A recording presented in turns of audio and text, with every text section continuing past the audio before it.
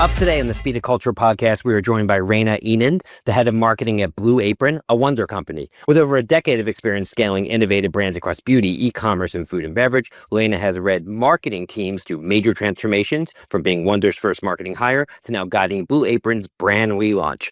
Raina, so great to see you today. Thanks so much for joining. Thank you so much for having me. I'm so excited to be here. Likewise. So, a lot of people have heard of Blue Apron, but maybe not everyone knows exactly what the company does. For those listeners who aren't as familiar, would you mind just describing Blue Apron's business as well as Wonder and the other companies that are in that broader portfolio? Absolutely.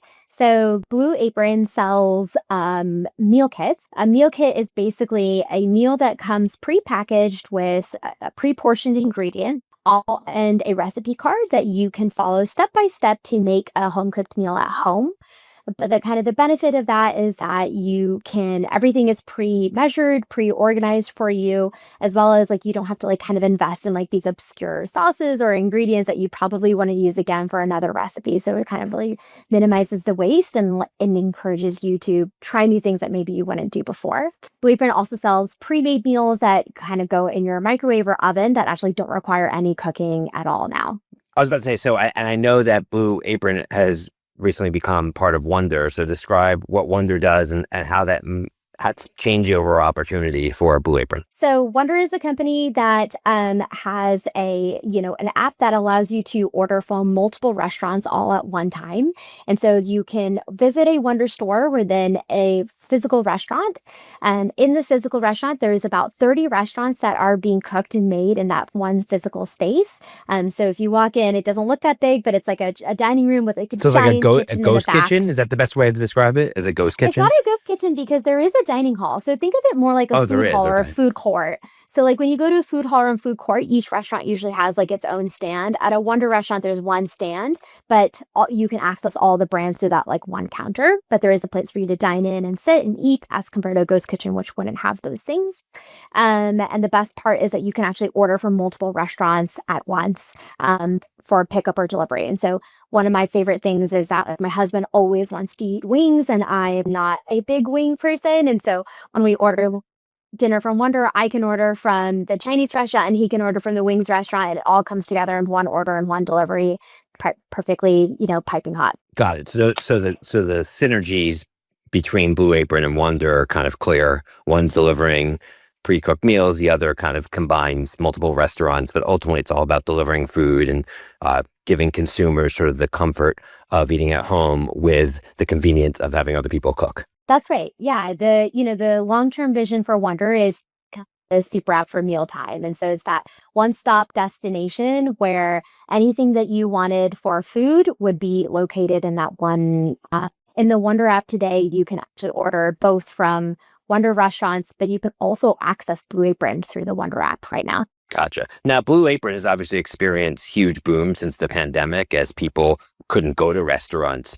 Has that momentum stayed? And how has, I guess, since COVID, the business model and overall growth of Blue Wonder changed as kind of the world has gotten back to normal? Yeah, I think the biggest change as the world has gotten back to normal is that people have lost time. During COVID, people, all that time that you spend commuting or doing other things, you had that time to be at home. And so you did see a surge in people adopting meal kits because it was a way for them to cook through a 45-minute or a 60-minute recipe at home and use it was almost like one of those projects that you picked up, I don't know if you picked up a skill during COVID. I learned how to cut hair, but I feel like a lot of my friends learned how to do sourdough or, insert one of these very popular, trendy things here. Since COVID has happened, people have lost time. Now what people are looking for is, and that's really what the new Blue Apron is focused at, is people are like, I am time starved. I come home from work at 5:00 and my second shift begins. I have 2 very hungry children who are screaming at me and I need to get dinner on my table in 30 minutes or less. That is fast, delicious, and nutritious. And so that's what a lot of the new focus of Blue Apron is all about, is giving customers flexibility, but also simplifying the experience so that we can meet the need of consumers as the need has shifted from a post-COVID era. Yeah, I mean, there's also other trends like obviously urbanization and people staying in cities for longer, as well as the Yeah. growth of two-income households. So I would imagine all of those are drivers of demand for Blue Apron. Yeah, definitely. So when you look at the consumer, obviously there's lots of trends in the food and beverage space that are changing tastes and behaviors. What are some of the broader trends that you're seeing with consumers that you think are opportunities for the business moving forward? Yeah, so the broader trend for that we're seeing is one is um control. So a lot of customers want to be able to control exactly what goes in their meals and have a really good understanding of the different nutritional values and benefits of it. And so now 70% of the menu of Blue Apron is actually customizable and you can actually choose what proteins you go into it. You're going to see I can't really talk about it yet, but you're going to see us continue to double down on this concept of customization and control and giving that to consumers in the coming months with new product development that will come out. The second is protein. Protein is the number one most sought after attribute in the food and bev industry. It's experienced double digit growth for the past 5 years in Google Trends. It is Wow, everywhere on why is every. that, you think? It's just all Um, health, like people just want less carbs, more protein, just change in overall preferences?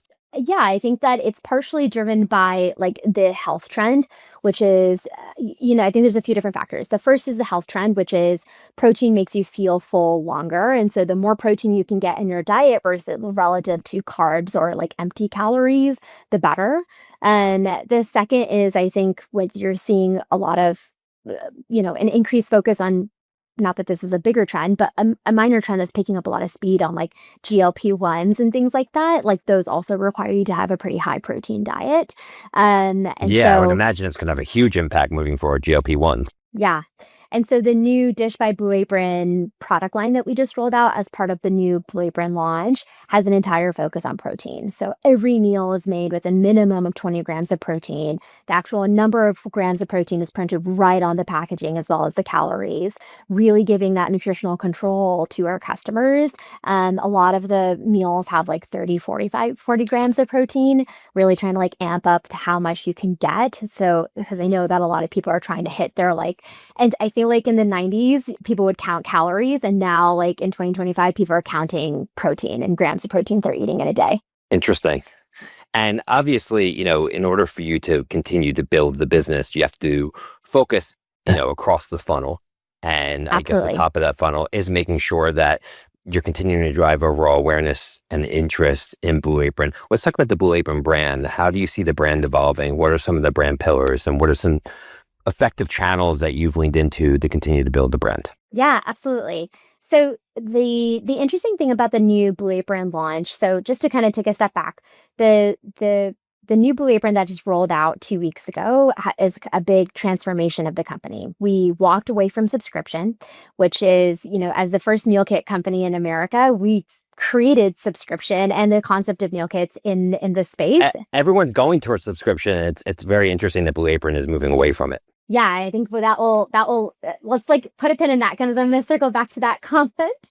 And so walking away from subscription is like a massive change. Rolling out two new product lines, Assemble and Bake and Dish by Blue Apron, which are really aimed at, an easy, quick meal that you can get your dinner on your table. Brand new rebrand, new website, new app. And all of this is intended at giving customers an understanding that this is not the Blue Apron that you used to know.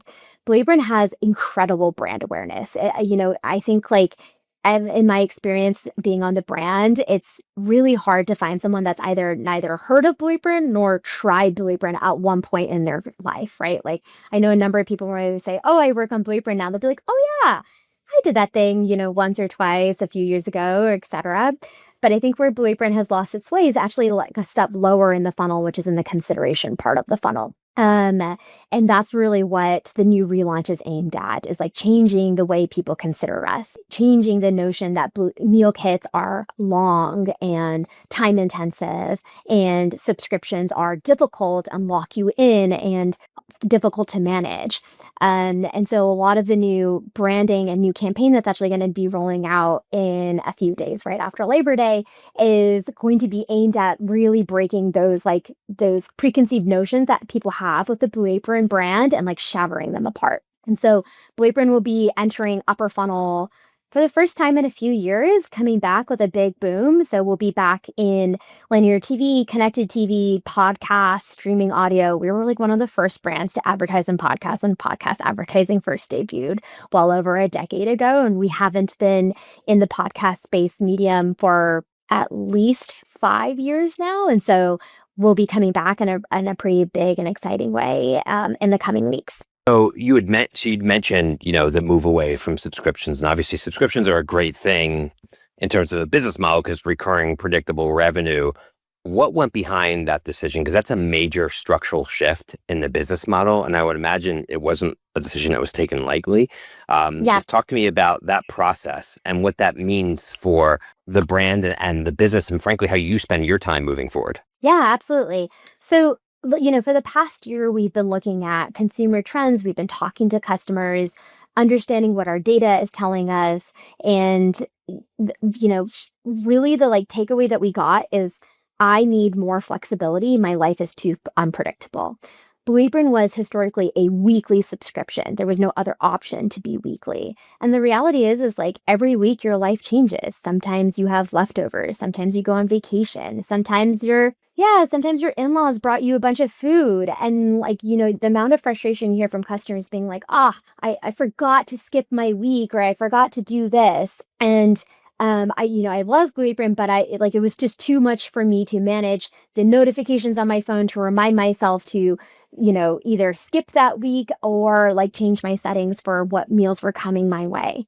And so in the new Blue Apron, we walked away from subscription to give customers that flexibility and control. But really what it is really opening up the funnel to allow customers to shop the way they want to. So you can come to Blue Apron and shop a la carte, buy whatever you want. You can also, I think we draw a lot of parallels to almost like an Amazon. So you can go to Amazon, you can buy whatever you want. You can sign up for their membership. You can sign up for Blue Apron Plus and you can get free shipping. But we also have this product called Auto Ship and Save. There is a large customer base that enjoys the load of weekly meal planning that Blue Apron takes off their plate, right? The fact that I don't have to think about what meals I'm going to make every week, and Blue Apron does all of it for me. And so we have a new product feature called Auto Ship and Save that allows you to tell us how many meals you want, at what delivery cadence. You can basically control every setting of the what would have been subscription, but is now just a product feature that you're toggling on and off, and control exactly what you get. And so it's more, I think now I'm more excited that the funnel is more open to an increased TAM and allows me to go after more consumers and give them more options, right? Blue Apron is here to meet you as compared to forcing you to meet us in our business model. I would imagine though, as a marketer, when you have a subscription base, the notion of driving usage is important, but you have the revenue coming in from subscriptions. Obviously, you want to prevent churn and make sure that people are getting benefit from it. But now it's a completely different ballgame, right? Because you need to continually drive trial, continually drive, somebody could use it once and their chance of using it twice, I would imagine, is far less if they're not a subscriber, right? Because they can go do other options. So does that change the way that you think about marketing and the messaging that you put out to consumers and even the channels that you lean into? Yeah, I think that it absolutely changes everything. And so the first is the most important message that we're going to market right now is making sure that people understand that what they knew about Blue Apron is different, right? So the most important message that we're hitting right now in the funnel is this is not what you know or thought of. We're not the same Blue Apron. We're not a subscription, and we're not a difficult meal kit. When we think about the funnel going forward, I think it's interesting that there's one way to approach this problem, which is how do you bring customers in and keep them? But there's an interesting way of also approaching this problem, which is the inverse. In a subscription model, if someone doesn't want to be a customer anymore and they churn, I don't actually have a mechanism to save them other than trying to keep them in the subscription, right? It's a black and white, you're in or you're out. That's it. as compared to now, if someone doesn't want to be in a subscription, but wants to be able to come in and out of Blue Apron and use it the way they want to, I have more ways of saving that customer because I have more options to give that customer to shop with us, which is a tool that I actually didn't have previously.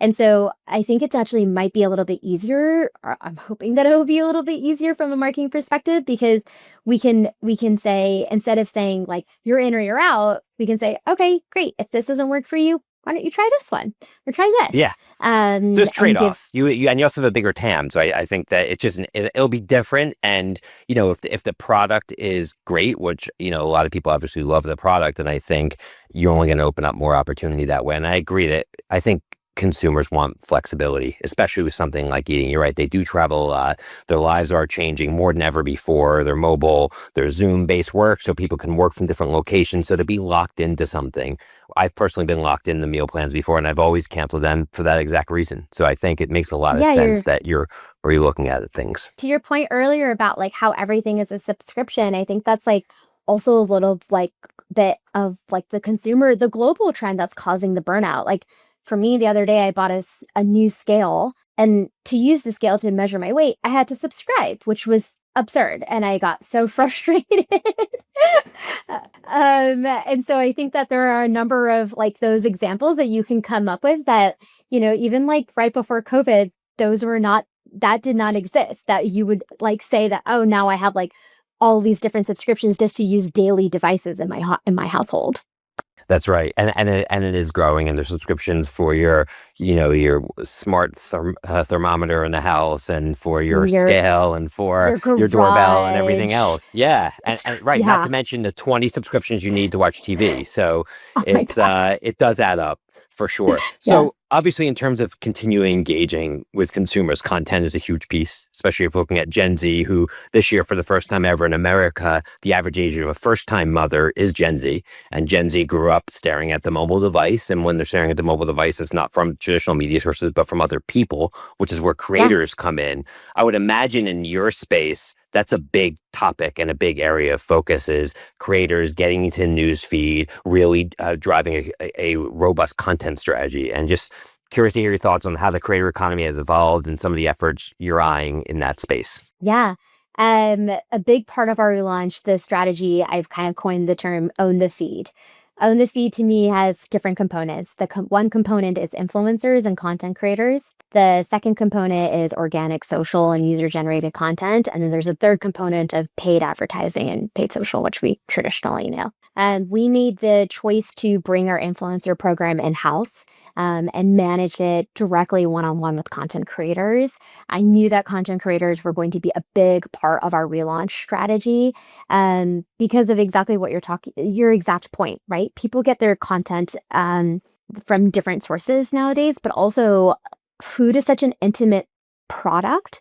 And it's such a great glimpse into someone's life and how a meal kit can make that eating time occasion really joyful and really simple. And you really can only bring that level of like authenticity and that level of like pureness of like what does dinner time look like in someone's home through really great partnerships and content creators, right? I think like you really get to see that like warmthness, the people sitting at the table, the whoever is cooking the meal, how long it took them and what they were doing. And so a big, actually like a really big conversation that we had was, should we bring on a celebrity to be the face of the new Blue Apron and be part of the relaunch marketing strategy? And I actually advocated to, instead of doing that, to bring on like 100 content creators and take that, that investment and put it into the content space, and bring on as many people as we could to talk about the new Blue Apron. And so that's what you're going to start to see go live in the coming weeks. But to me, the content creator space is, to be successful, the most important thing is that we have the best relationship with our content creators and that they can be as authentic to their audience and their voice as possible. And so we try to keep our brand guidelines as really loose and have it more as like a relationship going back and forth, which is why we brought it in-house. Because if you're talking directly to the person that sits on the team, then you're like, hey, great idea, or what about this, and we can bounce ideas back and forth, and so that we can get the best content that feels great for our brand, but also the creator itself. Yeah, it's interesting you bring up celebrities because obviously, as I'm sure you're aware of, Martha Stewart just got behind this big Smart. meal delivery venture. And I think there's two ways to build brands in this day and age in 2025. One way is kind of the way that Blue Apron's done it, which is hard work over time, building trust, building loyalty. Or there's a sort of like quick fix solution of partnering with a celebrity. I just recently had an article yesterday. There was like 17 celebrity, boosted tequila brands that shut down last year. So I do think we are entering an era where people are really starting to doubt the authenticity of those types of partnerships and just attaching a celebrity to a brand launch.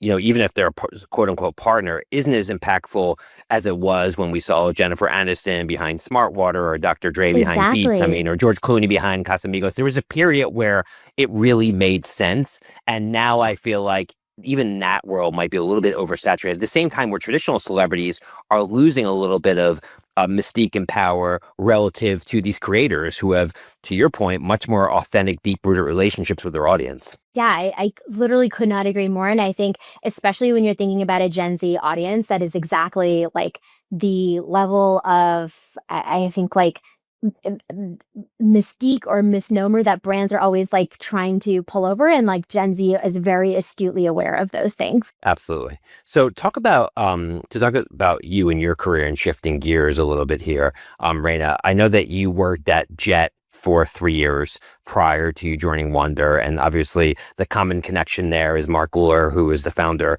of both Yes. companies as well as Diaper.com, one of the most successful entrepreneurs in e-commerce in our era and someone who I have a lot of admiration for. What's it like to Same. work under an organization that's driven by Mark Gluer, and what about the culture that he builds was so exciting for you that you decided to spend essentially the last nearly 10 years of your career working under him in different capacities? It's a great question. I think that the funny part of the story starts is that Jet was my favorite job that I have ever had. Was the best company. The culture was incredible. It was a place where everyone you worked with was so smart. Any idea you had, no matter how bold it was encouraged to go after. And really like just a place where like kind of had this like no, no big egos, no bias, like just everyone was in it. And like the culture was really built to like if you had an idea, everyone was like, yeah, go for it. Go test it. Go run. Oh, like, why isn't it live now? And when I heard rumblings that some Jet people were getting together to start Wonder, I was like, hi, I'm coming. Me too. I'm running. I don't like you're not doing this without me. This is the best job I ever had, and I'm coming with you guys. And so you're right that I have like stayed with it. I think to me, the biggest thing that I've learned in my career is that one of the most important things to me is who you work with and who you work for. And the people that Mark attracts in his orbit are, it's exactly true to the Wonder culture as it is in the Jet culture, which is like in total empowerment from top to bottom, right? Like I never felt like if I didn't have an idea or if I wanted to like run something that maybe felt a little brand dangerous or brand crazy, Mark was always there to say, go for it, try it, test it, let's learn from it. To him, the better thing is that we actually tried and learn than if it like worked or didn't work. And I really value that aspect. The second is speed. Mark operates at the speed of light. And I think I like really thrive in that type of environment as well. There is a bias towards an extreme bias towards action and being action oriented and quick versus, like like slower, methodical, if that makes sense. Because again, it kind of all roots back to that like learn as fast as you can. Because if you learn it, then you can quickly optimize it and fix it and change it, etc. And then third, Mark is an incredible visionary. I mean, I just like truly believe in what we're building here at Wonder. And I think like when you hear Mark talk about building the super app for mealtime and an app where you can get anything related to food in one place, something that doesn't exist anywhere in the market, to me, it's like really inspiring. And I think like Wonder is very poised to hit that goal, and it's really exciting to be part of. Yeah, for sure. It's been really inspiring to see the growth of his companies and Blue Apron obviously has a huge potential and obviously challenges in a competitive space, but obviously you guys serve a huge market. So it will be exciting to see this news story unfold. To wrap up here, Raina, would love to hear from you, your learnings from your career. You've worked at a lot of great companies. We didn't even mention L'Oreal, which is another place that you spent time at. When you look back at your career journey, what is some of the skill sets that you think you've been able to accumulate over time that have put you in a position that you're in today that maybe some of our younger listeners can take note Sure. from as they're beginning their journey? Yeah, I was really intentional in how I crafted my career to spend enough time in different functions of marketing to learn them enough to be dangerous, but not get pigeonholed. And I think that was something that I like really quickly figured out. I spent time in brand marketing and paid social and paid search and in offline media, but I didn't want to be the director of paid social. And that was something when I figured that out, what I wanted to know was how can I piece all these pieces together and really use my experience in different roles and functions and industries to understand actually like the consumer journey doesn't stop when you acquire them. There's also all the CRM part of it. There's the LTV part of it. And I think one of my like superpowers that I gained from my work experience is being able to see how different dots connect against different teams or different like marketing functions that sometimes can exist in silos, or people don't realize that if you pull on this thread, it actually impacts this thread as well. And so what I would encourage a lot, everyone on my team is that, even if you are our CRM manager and you're really interested in learning paid social, or you're really interested in understanding how paid media works, I love to include those people in our meetings. I love for them to meet with the paid social manager to understand how the campaigns work. If you want to move to a different part of the team or to pick up a different project, that's something I'm like always encouraging for people on my team, because I think that the more you can understand how different parts of marketing actually interact and impact each other, the more successful you'll be later on in your career. Absolutely.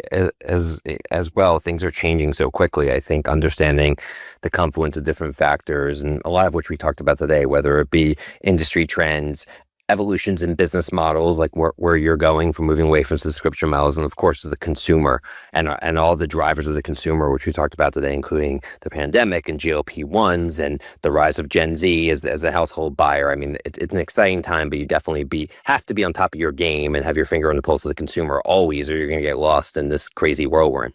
Yeah, absolutely. So, Marketing's always part Raina, science, part math. it sure is. Absolutely. So to wrap up here, we always ask our guests if there's a saying or a mantra that helps encapsulate their career journey in a day. So what comes to mind for you?